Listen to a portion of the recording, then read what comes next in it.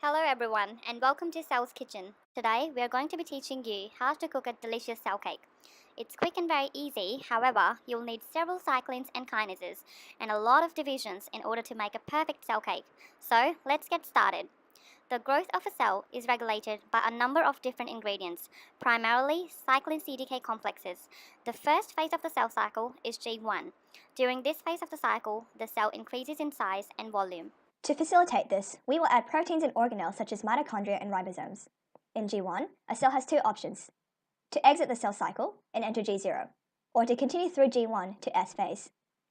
To do this, the cell must pass the restriction point, which is dependent on the interaction between mitogens and inhibitors like INC4 and RB. We drive the cell towards the restriction point with growth factors like MYC and MAX. With the help of CYP-KIP inhibitors P21 and P27, which are also regulated by P53, cyclin D binds to CDKs 4 and 6 to phosphorylate the retinoblastoma protein, therefore freeing the E2F protein. E2F is then able to transcribe cyclin E, allowing the cell to pass the restriction point through to S phase. Beyond this point, the cell is no longer responsive to external signals and will go through the cell cycle uninterrupted until completed. Transition into S phase is blocked if DNA damage is present, so we have to make sure the DNA is safe and sound before we continue. Then we leave the mix to progress through S phase for 8 hours.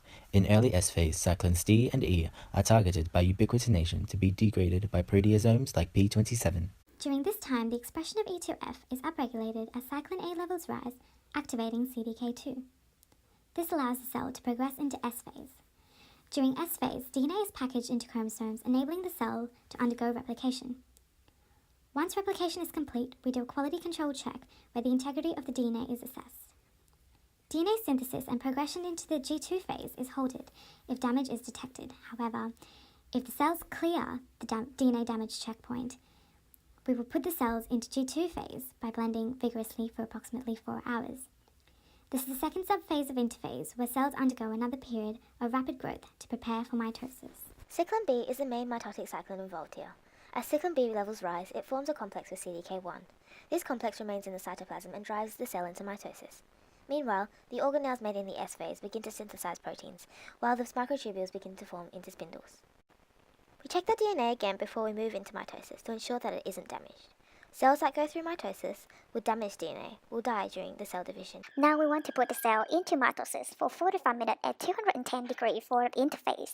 During mitosis, the first step is prophase, where we can see the cake does not have any nuclear envelope and the chromosomes are condensed. The second stage of mitosis is metaphase, where the chromosomes are ready and aligned at mitotic spindle and the cake is set to cool. Following cool down, the cell will break the chromosome in the centromere and move to the end of the cake. Now that's done. We want to finish off the mitosis phase by dividing the cytoplasm and cutting the cell into equal parts.